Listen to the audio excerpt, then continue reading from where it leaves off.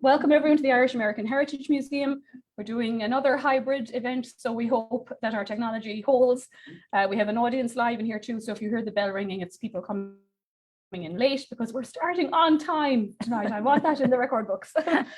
We're delighted to have our resident genealogical expert, Lisa Walsh Dougherty, who's been with the museum for since longer than me, before I came, to talk to us tonight about, is mythology guiding your genealogy, or I would say stymieing your genealogy sometimes maybe.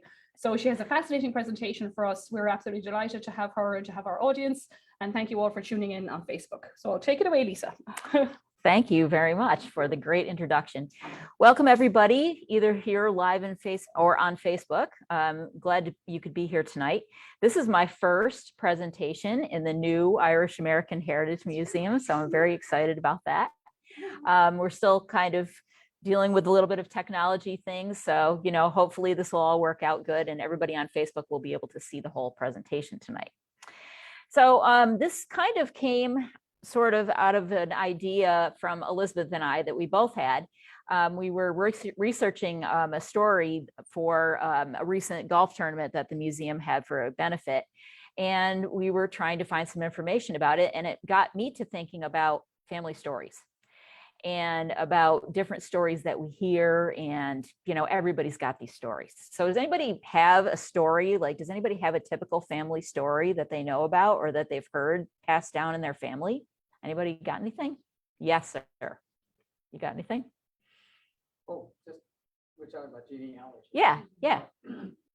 In County Meath, we were with a family, and we were trying to connect us completely with them. Yes. But there was a very strong story that we got all the way around. It's hard to explain, but over the valley, over the hill, there was they called it the big house. For the community, Yes. It was a big house. And there were stories that the family had lived there and that they had been kicked out by the English and they ended up on the poor side of the valley and all the rest. Right. Well, as time went on, one of the younger cousins, my wife's cousin actually, and I were doing a lot of research. And he went over and began to talk to somebody who had actually lived in the house and moved down the road. And piece by piece, we put it all together. Family had never lived there. But it made a good story. Right. The irony is, the 1850 census shows two brothers showing up in the same census at that location and at two different locations on the other side of the valley. Oh, well, can't be in two places at once, that right? Worked over there and got counted both places. Ah, yes. Anytime he ran down something else, they got a house to show you. And the family name that was connected with that, apart from the family, had owned this other house, and the daughter in that house had actually married into their family. Totally different. But that's a lot of, but I got this, this passed in the family. So Sure. the brother-in-laws up in the other part of the country and had been spending his life in England, they all had the same story. And the whole family had the story right down pat, swore by it. Yes. It just wasn't there. Well, That's that's what you're looking for. exactly. That's exactly what I'm looking for. So the kind of things that everybody hears repeated, and you may not be the only person in your family that knows about it. Maybe people you haven't even met know about the same story. But that's the kind of the thing that we're going to talk about tonight. So basically, we're just going to go over a little bit about maybe what some of these stories might look like, some of the more common stories, and also what you can do to kind of find out whether the story is true or not, because that's certainly something we would want to know about. So everybody has a family story. Family stories are something that, we get together at the holidays, we talk about the family story. These are things that we hear repeated over and over. As we go down through the generations, we realize that family stories are very important. They're important because they give us a lot of context, they give us a lot of background, they make us feel like we're part of something. And I thought this was kind of interesting, a quote by Salman Rushdie about family stories being colossally important. Every family has a story. Some are funny, some are proud, some are embarrassing, some are shameful. If you know them, that kind of proves that you belong in the family. So it's sort of like an inside joke or a family secret. It makes you part of a group to know the family story. So why? How come family stories are important? Why are they something that we would want to pass on? Well, first of all, they link us with a shared identity. So if we are telling the family story, we're part of the group, we're in on the secret, we're in on the joke. They're making us a part of a larger group, whether it's our grandparents, our parents, our siblings. Also, sometimes these stories teach us life lessons. They may have a moral to them. It may be, your uncle got caught stealing, so that's not something you want to do. So there may be something, a bigger lesson involved in the story and not just the story itself. One of the things that is important to a lot of people is that stories will help us understand our native culture. In the United States, of course, most of us are from a different place. And a lot of us really want to understand our family and where they lived in that different place. So that's why family stories help us to identify with that culture a little bit more closely. Even if we ourselves don't have any history in that country where our family came from, we can learn from stories about what their lives there were like. And also, of course, there are family role models. I think all of us can name one or two ancestors that we feel that we might be like in some way. And those people might be our role models. Maybe we emulate our great grandmother because she took in a family of 6 orphans and raised them as her own. So maybe that's someone that we feel proud of and that we want to model our lives after. So it's important to share these stories with our families so that we can all share and we can all be a part of something larger than ourselves. So family stories generally get passed down from generation to generation. And I've got the little redheaded boy here with the can because it can kind of be like a game of telephone. So when the story starts out, it starts out with a specific telling. And each time it gets told, maybe some parts get left out, other parts get added. So the stories tend to vary as they come down in time. So if we're talking about a family story that's been around for 50, 100, 200 years, we're talking about a story that's probably been altered quite a bit from its origin. A lot of times we don't know where that family story came from. It just happens to be something that, Aunt Mabel said this, and she told a story about her father. But we don't really know where that story started. A lot of times, most of the time, these stories are oral. They're not written down. Every once in a while, we may be able to get an older family member or someone we might be able to conduct an interview with them. We might be able to get a little bit more detail down, but generally these are the kind of stories that are told at gatherings. So they're not going to be very heavily documented. And of course, the narrative of the family story can change over time. What once went from 2 brothers came from Ireland ended up maybe 100 years later as 6 brothers came from Ireland. So a lot of variation in these stories as they get passed down. So unfortunately, the problem with family stories is that a lot of them are fiction and not fact. Usually what I tend to believe when I am listening to family stories is I try to look for the kernel of truth in them, because there tends to be bits and pieces of a family story that can be true. Usually not the whole story, but maybe a little bit that you can pull out of it and you can use for your family history. But it's up to the genealogist or the family historian to figure out what is true and what is not true. So now we're just going to talk about some of the more common family history stories. Now, a lot of these are very common. You hear them all the time. Some of them, if I had a dime for every time I heard them, I would be rich. There are many family stories, but these are some of the more common ones that you hear. Okay, this is one I hear a lot. My great-grandmother was a Cherokee princess, or our ancestors were Native American.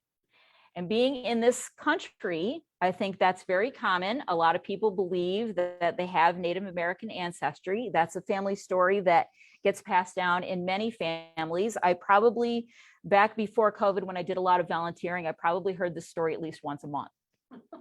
So it was a very common story, and it's being kind of dispelled a little bit with DNA tests, and a lot of people are finding that they don't have any Native American DNA.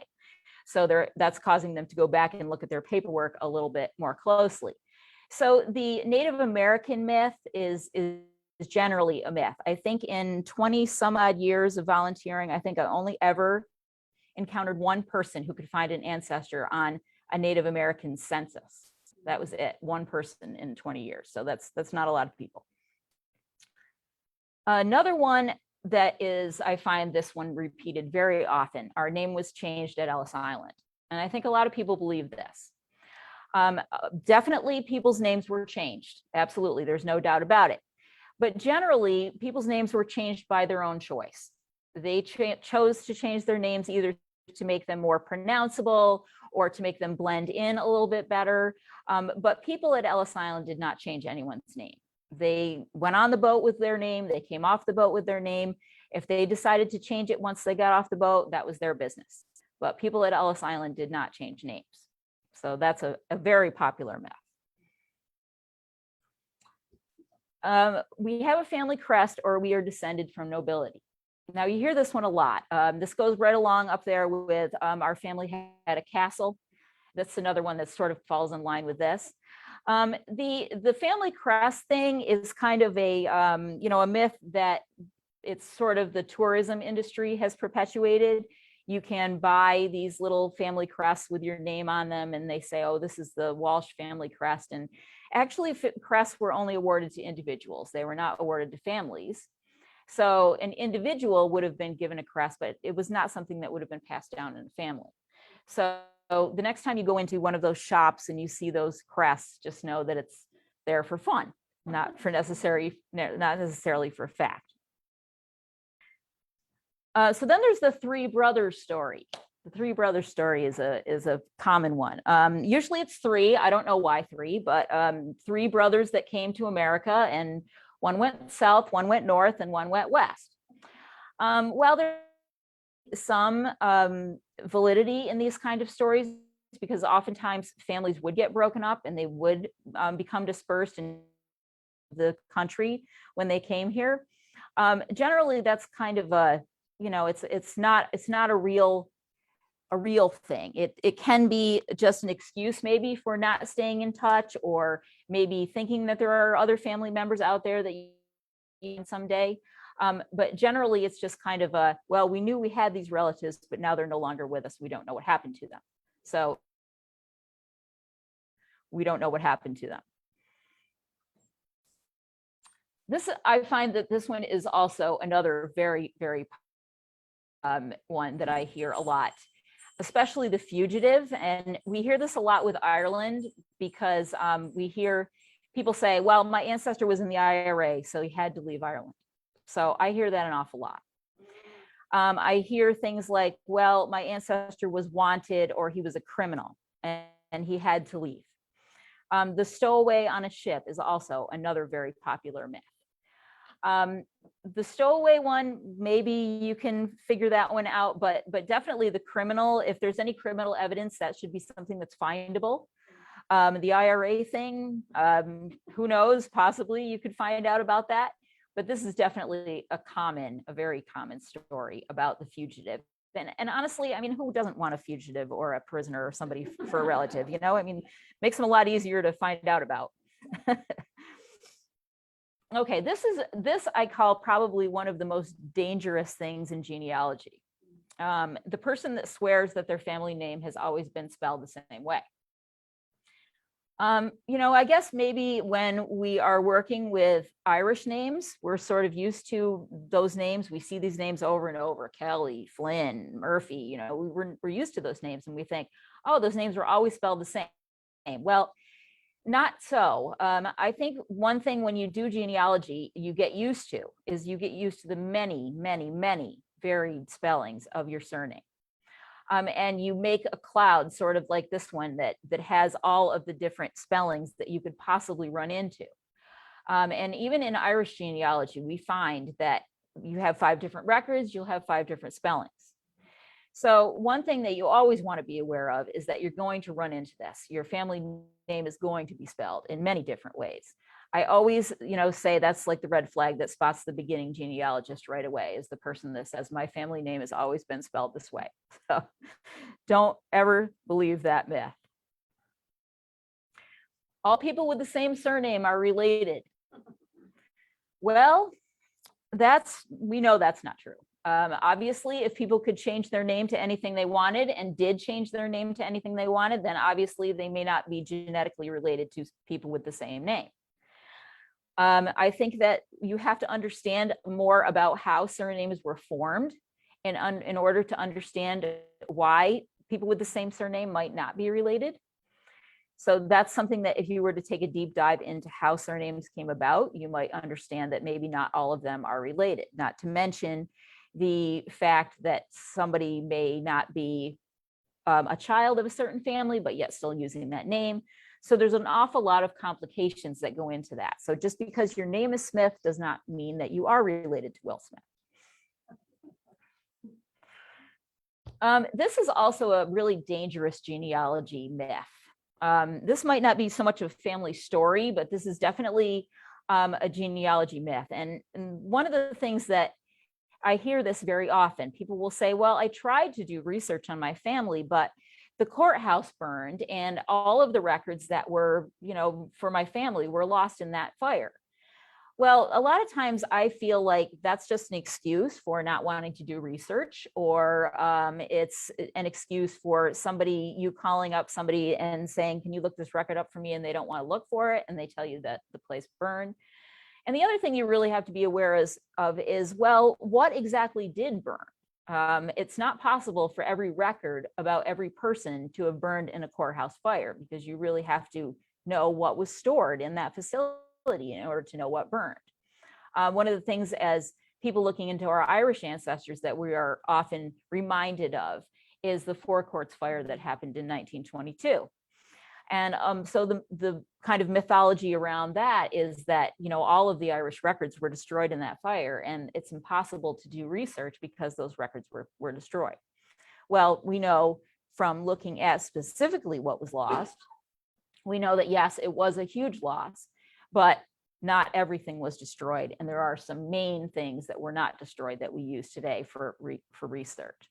So really, it's doing the investigating and figuring out exactly what was lost in a courthouse situation, or any other situation for that matter. Well, I don't have to do my family history. Someone published it in a book, and so it's probably true. And they also have a copy of it at the New York State Library, so they wouldn't put anything in the New York State Library that wasn't true. Well, you have to look at family history books, even the ones that were published by your great Uncle Larry 150 years ago. You have to kind of look at them in the same way that you look at ancestry family trees. They're only as good as the information people are putting into them. So way back when Uncle Larry did his published family history, he probably wrote a lot of letters, and maybe he sent out questionnaires, or maybe he did face-to-face interviews. But the fact remained that he was relying on information that he was given by family members. Now, people tend to gloss over the truth. Maybe they don't want to mention the fact that they were married after they had their first 3 kids. Or, maybe they don't want to mention a few other things. So no, just because it's published doesn't necessarily make it true. It makes it a little more difficult to disprove, but it doesn't make it true. So the point is, use any family history that you're using with caution. All the records I need to do my family history are online, or I can type my name into ancestry.com and get a complete family tree. Well, much as Ancestry would like us to believe this is not true. We may be able to get some very good information if we type our family name into ancestry.com, but in no way is Ancestry going to present you with a full family tree. I find sometimes when I get asked about DNA tests, people think when they do their DNA test that comes back to them with a full family tree already done. And as we know, the fun is only just beginning when you get the DNA test done. But yes, it's not everything is online. You don't get a complete family tree on Ancestry unless you enjoy the fictional kind, which you're certainly welcome to. But the point is that family history is work. You have to do the work in order to reap the rewards of the family history. So don't believe the myth that everything you need to do it is online. Okay, and one of the big ones is DNA testing. DNA testing, I find, is a really kind of a mixed bag of goodness and not so goodness. So when people do their DNA test, they're attracted by knowing how many percentages of what they are. That's what they want to know. I want to know how Irish I am. I want to know how English I am. So that's why a lot of people do the DNA test. But what they don't realize is that when they do the DNA test, that's what it is today. In another year or so, it might change.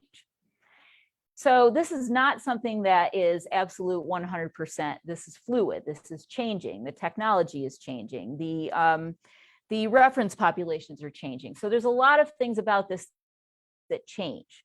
So if you are 67% Irish today, then wait a year or so and you'll get a different result. So just to know that these DNA tests are also in their own way somewhat mythological.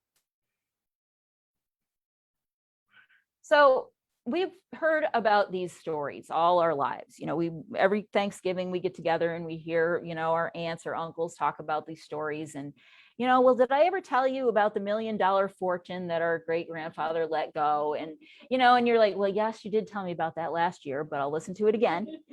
So these are the kind of things that we're hearing over and over until someday somebody gets to the point where they think, I really, really want to know if this is true or not. I really want to know what the situation is here. So how can we separate the facts from the fiction that we're hearing? So here we're going to do some tips. So the first thing we want to do with any kind of search, but especially in this kind of search, is we want to try to avoid confirmation bias. Now, confirmation bias is defined as a tendency to favor information that confirms our beliefs or hypothesis. So in other words, we're looking for something to be true. So if we are trying to prove or disprove our story about our great grandfather and the $1 million fortune that he let go, of course, we're going to want to believe that. We want to believe that because we think, wow, you know, what a great story. And we got to find some confirmation of that. But we really want to avoid doing this. We want to avoid looking at something like we want it to come true. We have to put aside all of our preconceived notions and we have to look at it just like we would look at any other thing that we're trying to research. We have to look at it totally objectively. Now, as humans, that's probably something that's going to be a little difficult for us. But if we decide we're just going to deal in facts, we're not going to deal in, you know, things that look good. We're not going to just accept the first Thomas Murphy that has lost a fortune is our Thomas Murphy. We're going to go in and we're going to do a little bit more digging. We're going to do a little bit more deeper research to actually confirm or deny this. Bias is important. One of the best ways that we can overcome confirmation bias is to use the GPS. The GPS is also known as the genealogical proof standard. That is not the little Garmin thing that you put in your car, or I guess nobody does that anymore. They do it with their phone. But the genealogical proof standard is something that's actually a real thing in genealogy. This is something that as good genealogists, we want to do these practices with every kind of problem we work on, but especially with family stories. So the GPS has 5 different components. You want to conduct reasonably exhaustive research. That's your first thing to do. And we say reasonably exhausting, meaning, well, we don't mean you have to travel all over to the ends of the earth to get all of this information. We just want you to be reasonable with the amount of research you do. Cite your sources. Write down where you got information. Because if you're trying to tell Aunt Mabel that her brother really didn't have $1 million, you're going to need to tell her where you got that information from. Otherwise, she isn't going to believe you. So make sure that you cite your sources. You analyze all your information. You want to lay it all out. You want to say, okay, here's Thomas Murphy in Detroit. Here's Thomas Murphy in Philadelphia. Are they the same person? You want to put those things side by side so that you can analyze the information. You want to resolve any conflicts. So if we have 2 Thomas Murphys at the same time in 2 different places, we want to try to explain that. Are they the same person? Did he move really quickly? What are the things that happened there? And then you want to present a coherent conclusion. So if you're going to go to the next family gathering and you're going to tell everybody what you found out about the family story, you want to present it to everybody in a way that they can understand it. You don't want to be like telling part of the story before dinner and then another part of the story over dessert. And you want to be able to present it to everyone so that they understand it and that they're going to accept it. So GPS, if you remember genealogical proof standard, that's how we get over our confirmation bias. Figure out what the source of the story is. Now, this is probably one of those things that's going to be a little difficult. You're going to want to take advantage of those family gatherings. Ask around, ask a few different people. Do you know where this story came from? Aunt Mabel, when did you first hear this? How old were you? Do you remember who told you? Gather information like a reporter. Go around and just see what you can find out about the different family stories and where people have heard them from. Ask different people, maybe some relatives that you haven't seen in a while. Send them an email, write them a letter, ask them if they've heard this family story. Reach out to distant relatives, maybe some DNA matches who match on that same line, and ask them if they've heard this family story. Reach out to someone with an online family tree who has the same ancestors as you. Ask them if they've heard the story. Try to get as many versions of the story as you can that may reveal to you who the source or what the source of the story might be, because that helps you to get a little bit more understanding of how and where the story may have come about. You want to use records then. So once you have sort of gotten to the origins of your story, then you want to go into the records. You want to start looking at the records. Most stories will contain some elements that can be fact-checked. So for example, if your story involves a specific place, you can check to see if the family actually lived in that specific place. If it involves specific people, like your great-great-grandfather was Abraham Lincoln's secretary or something like that, you want to be able to check that those dates line up. You want to make sure that it all makes sense on paper. If it doesn't make sense, and if something is incorrect, then that will certainly go a long way toward saying that this is a story and it's not really accurate. Typically, these are some records that we use as genealogists all the time, and these records can be used to help you with your search. Things like birth certificates. Newspapers, I find, are especially good for dispelling myths, although not everything that's written in the newspaper is not a myth either.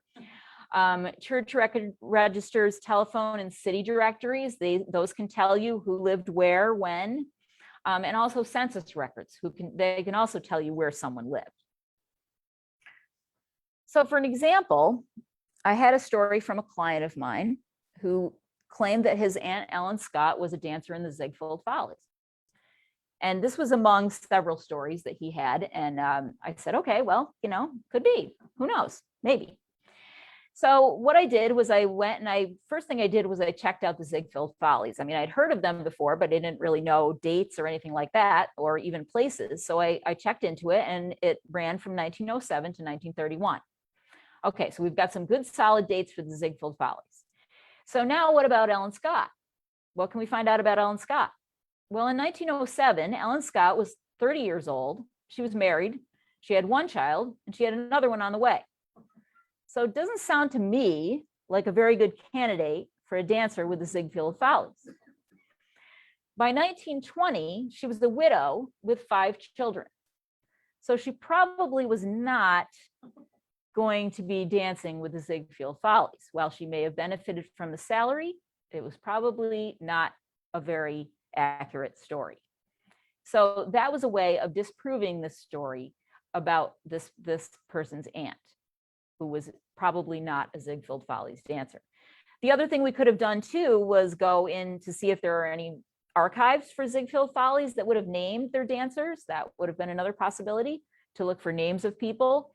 So it's a good idea to get creative with how you try to figure out whether these things are actually proof or myths.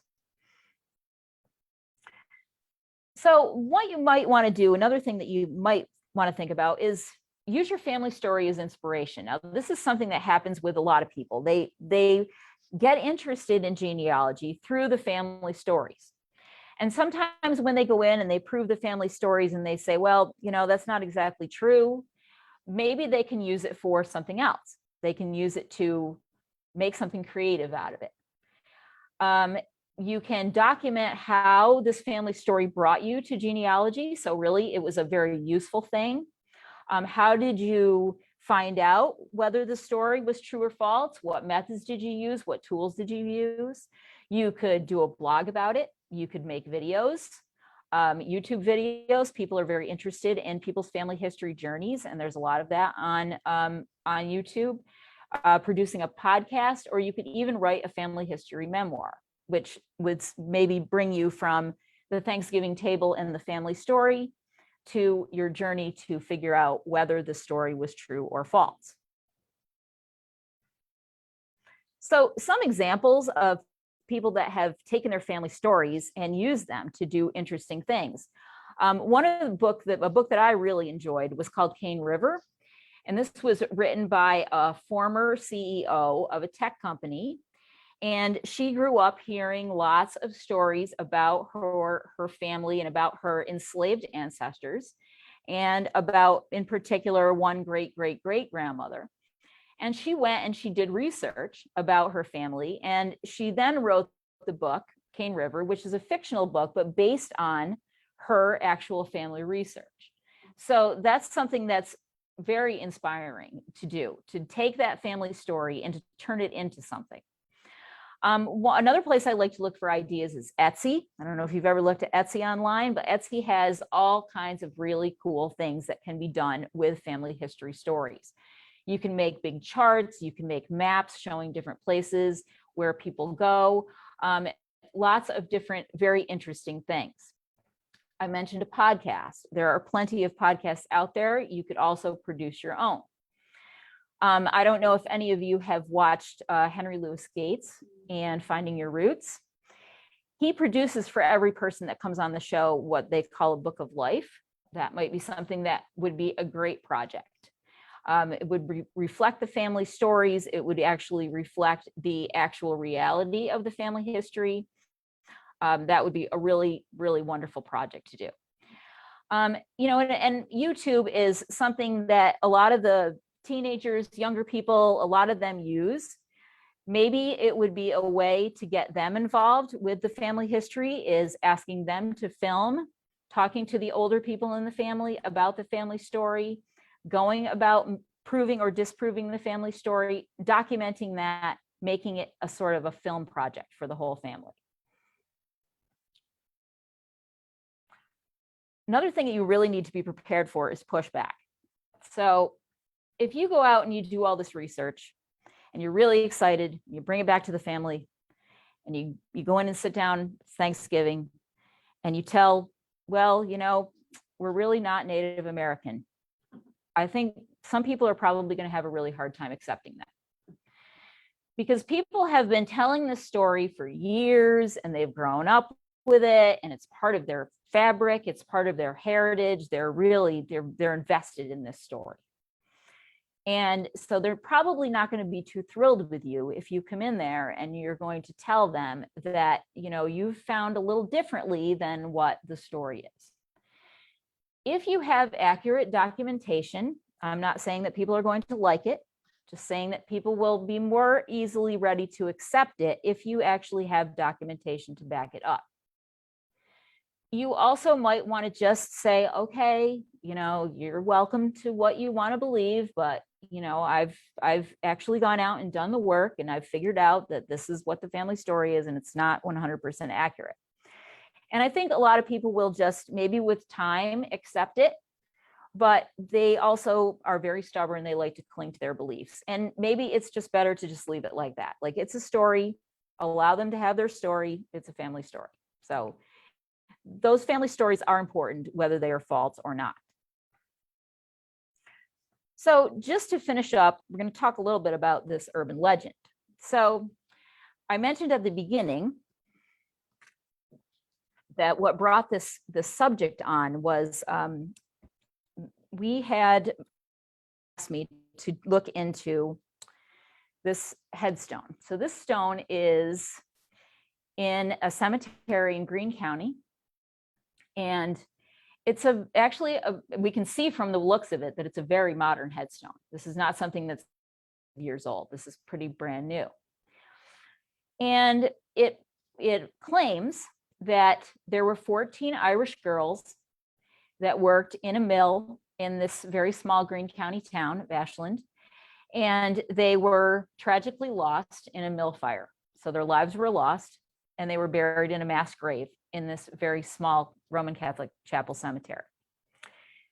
Well, besides saying in the 1800s, this is the only date that is on the stone, there was really no other context for where or why or how or when this happened. So Elizabeth said, hey, can you look into this? Can you see what maybe this might be? So I spent some time digging around newspapers, looking at a lot of different books, history books, that kind of thing.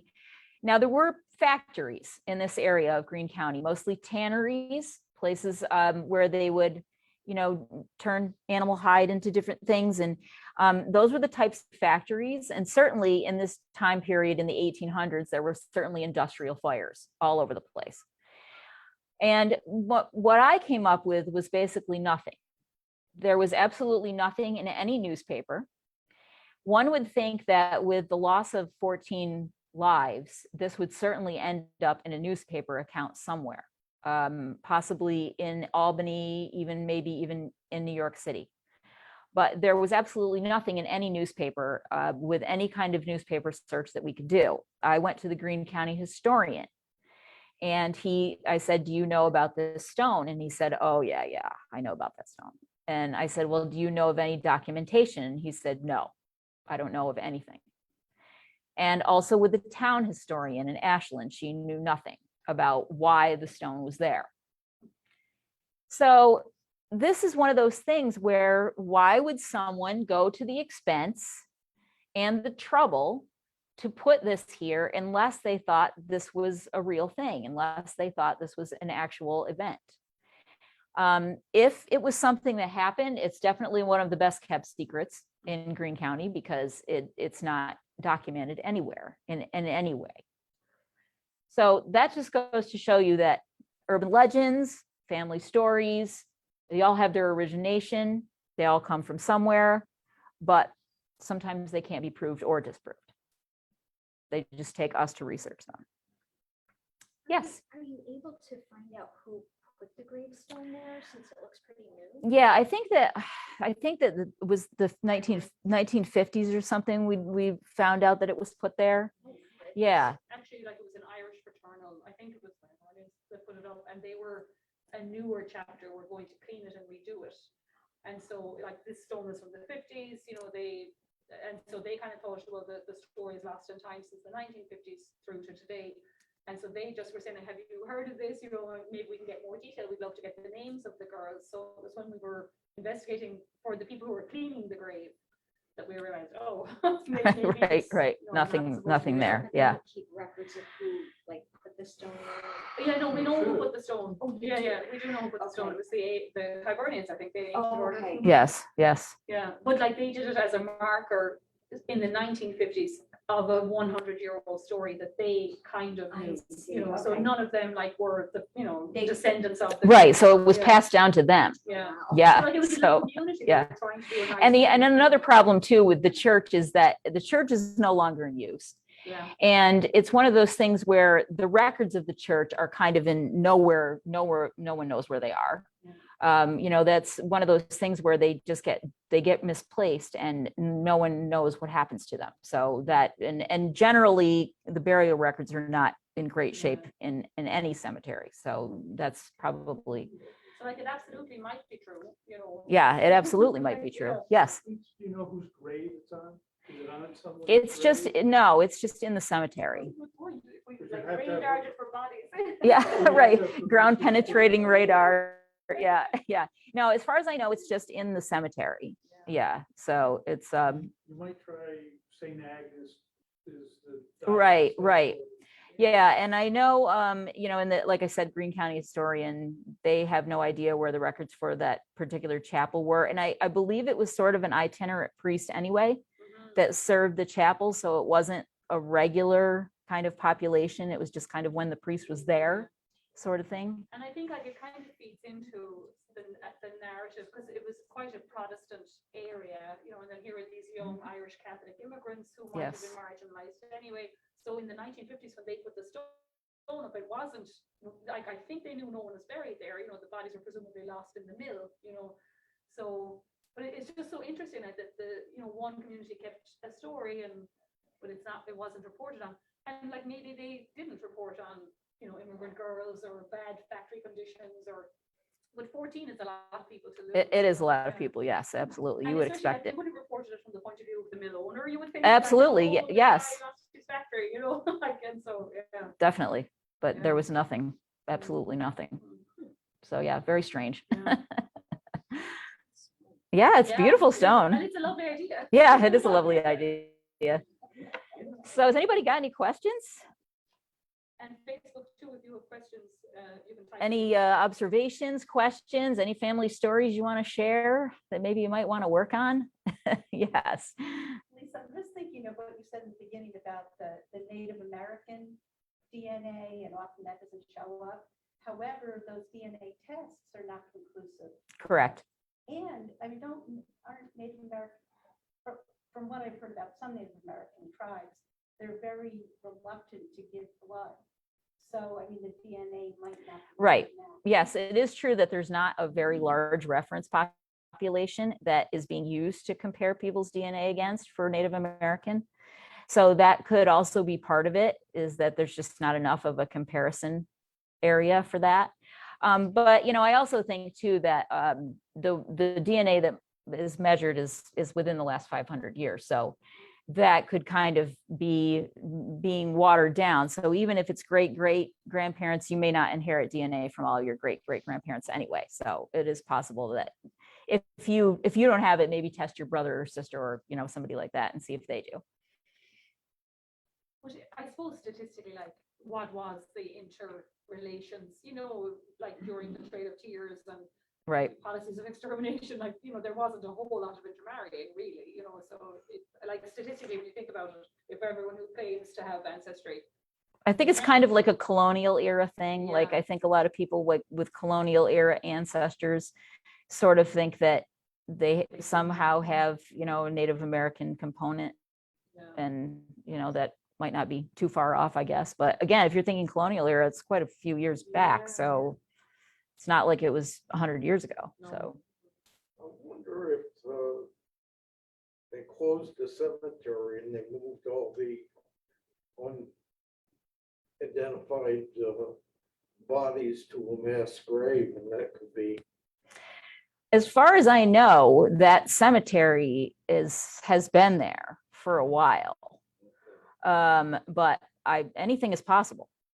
I mean, There's a couple of my ancestors, one who's in Rochester, St. Peter's and Paul Church and Cemetery was closed, and they moved all the Right. bodies to the Holy Sepulchre. right. Yeah. Yes. And the Onondaga County Poorhouse closed, and they moved the bodies out.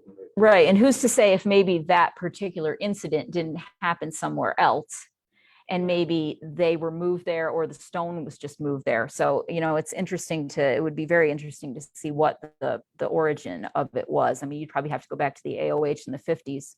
Right, because the current ones don't know, like they just know they inherited the little project, you know, they wanted to honor kind of the earlier chapter who had done this, Right. but they didn't know the origin story at all, you know. Right. They just wanted to clean up the stone, you know. So it'd be interesting to see if the AOH from the 50s had any kind of notes or anything like Yeah. that from when that was. Yeah, definitely somebody paid for it. Yeah. Yes. A more indirect thought. I'm just thinking about the family legend in this story. They're there because people believe them. Mhm. And one of the things that I've got thinking about recently is anything I believe it because I choose to believe it, That's true. whether I have evidence or not, or whatever it is. So that somebody may tell me something because they've chosen to believe it. And if I consider them to be credible, then I consider their story to be credible. So then I choose to believe it. And after a while, we just have all these beliefs building Right. upon beliefs. Right. Mhm. And I suspect that's how a lot of these things happen. Well, so-and-so told me it must be true because so-and-so really is very accurate in what they say, or so-and-so wouldn't tell me something if it wasn't true. And we Right. make all these kind of assumptions. Of course. Where I decided to believe that person, therefore I believe the story, because I believe that person. Well, I also think that there's a huge component of childhood that's in this, because a lot of us hear these stories when we're children. And of course, when you're a child, you're believing the adults around you, well, my father wouldn't tell me that if it wasn't true. So that's sort of where your beliefs come from. And as you get older, maybe then you start to question it. But by that time, you've heard it so many times and you've heard it from a trustworthy person. And so you really kind of almost feel guilty trying to, prove or disprove it, because it's so much a part of your family. The next question is the person you heard it from. As soon as you question it, who are you to question me? Right. Once Right. I've taken ownership of it, I feel like somehow you're not threatening my story, you're threatening me. Right. Well, That yes. makes it Yes. more complicated. And it's very, it's definitely a complicated subject because there's so many layers to it. I tend to look at things from the genealogy point of view. I tend to look at the just the facts kind of point of view, because that's just what I do. But a lot of people are really buying into those stories, and those stories are really a part of their identity.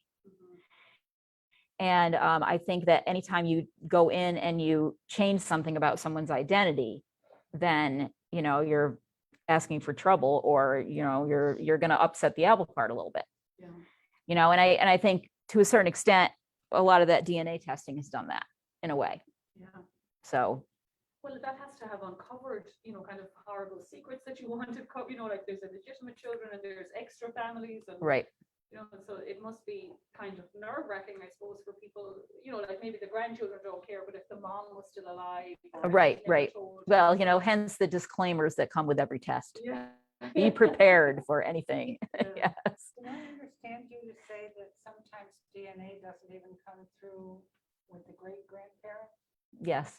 So why does everybody, even criminal investigations, why do they rely on DNA? Well, it's based on inheritance. So inheritance in DNA is random. So if you have, say, we all have 4 grandparents, we have 8 great-grandparents, we have 16 great-grandparents.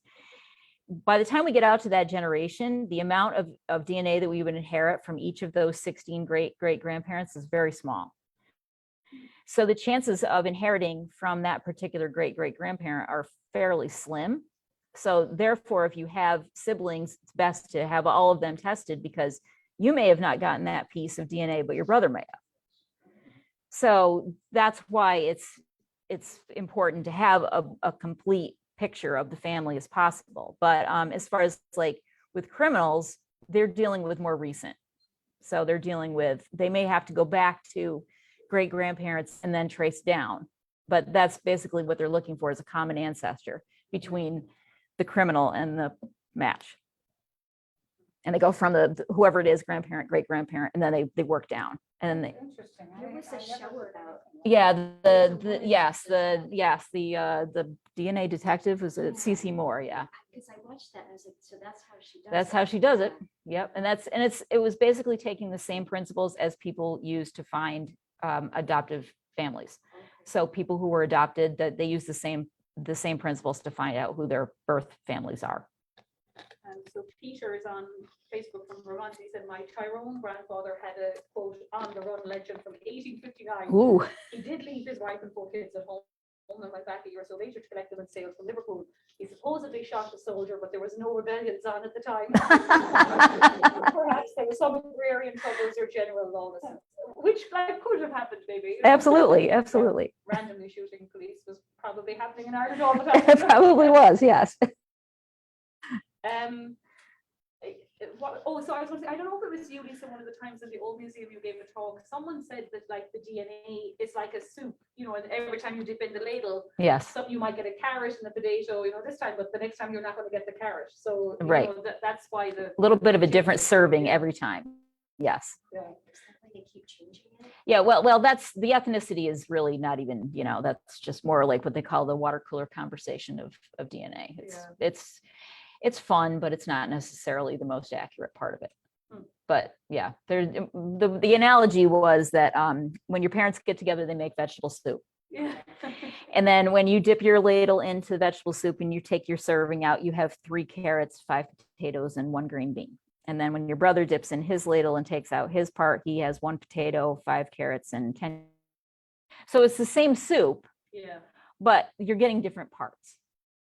So that's really the randomness of it. That's why siblings are not identical. That's right. Right, yeah. That's right. Yes.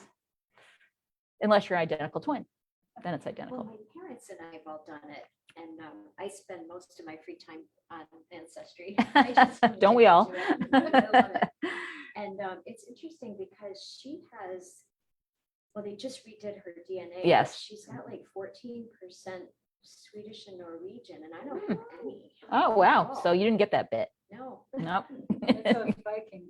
Yeah, could be. Yeah. I know that, yeah, I guess. I'm mad at them now because I'm down to 45% Irish, so I'm mad. I know, they keep changing it. Okay. I like it when it's above 50, but Yeah, it's yeah. not now. Anybody else got any questions, stories, anything? Jack, yes.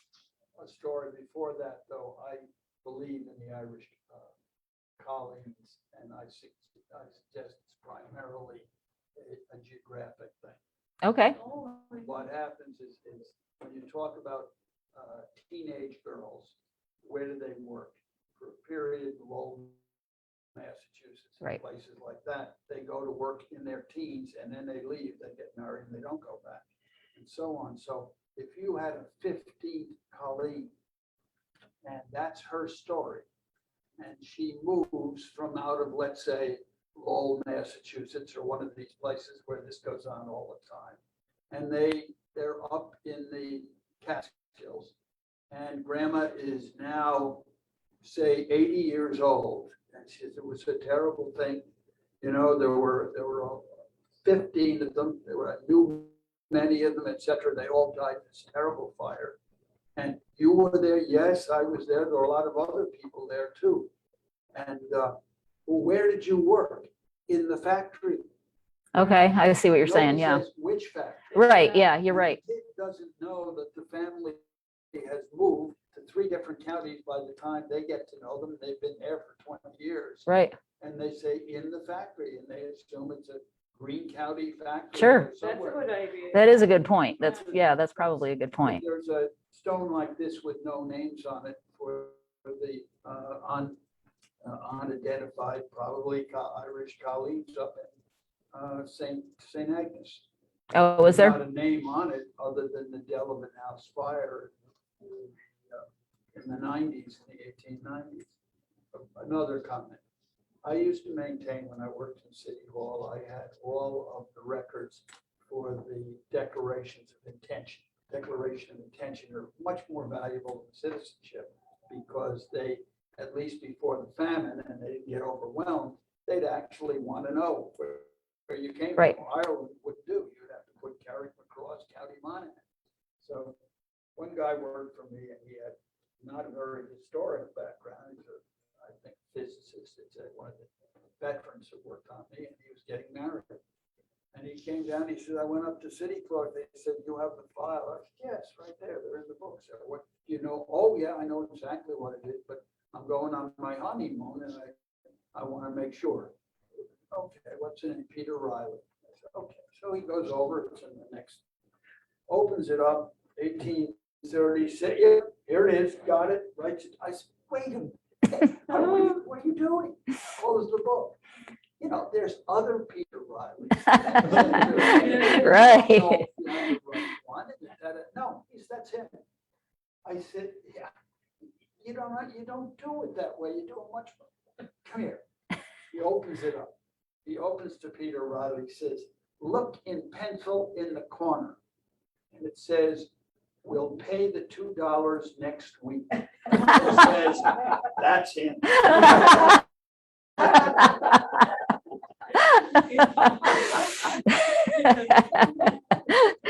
Yeah, that should be that's another one that should be added to the myths list. Is don't think that your Peter Reilly is the right Peter Reilly. That should definitely go in the list. I got caught up in that. I was sure I had the right Ann Carpenter, there was like this many siblings, and she had her siblings all had the same name. And so I put it in my tree, and someone from England contacted me and said, I think you might have found my aunt, blah, blah, blah. And so I said, oh, that's great. And then a guy from Ireland contacted me through Ancestry and said, he was so nice about it, but he was basically like, I don't think that's the right Anne. And he said, because, I'm sure you know this, like he said the tradition is that the woman usually gets married in her parish. Yeah. And so it doesn't make sense for her to get married where he's from.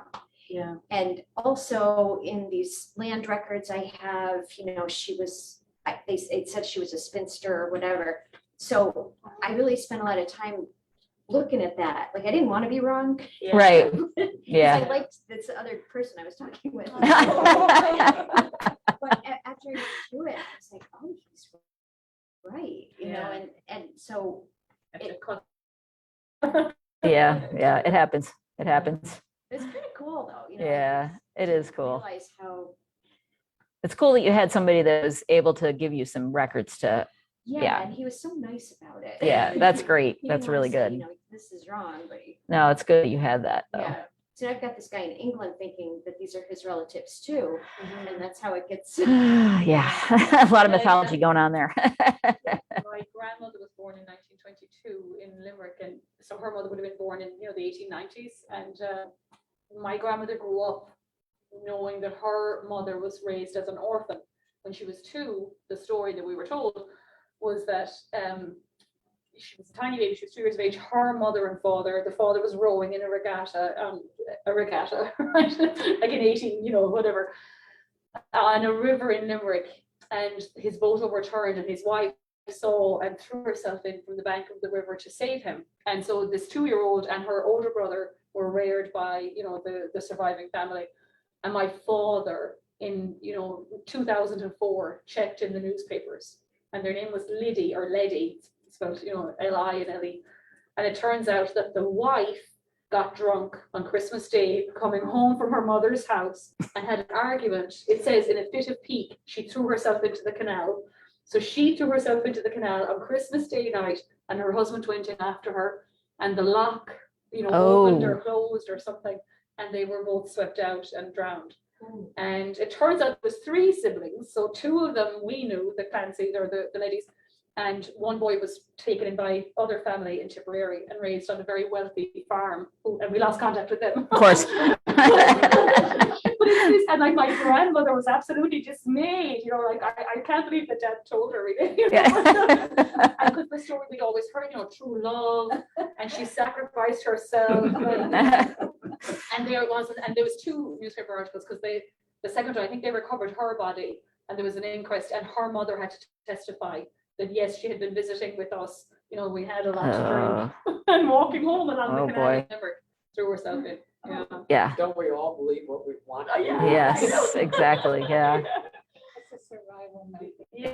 Yes. Yeah. Oh, that's I mean, great. I prefer my grandmother's version. Yes. A little nicer. Yeah. So we're just going to, tear up that newspaper. Yeah, And right. never heard it. Just keep going with the story as it is. Yeah. Yeah. Just There keep are perpetuating it. lovers who rode in regattas. Yeah.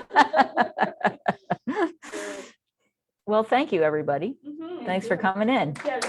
Good to see everybody. Put down the live feed. Thanks, guys, on Facebook for tuning in, and we'll see you soon.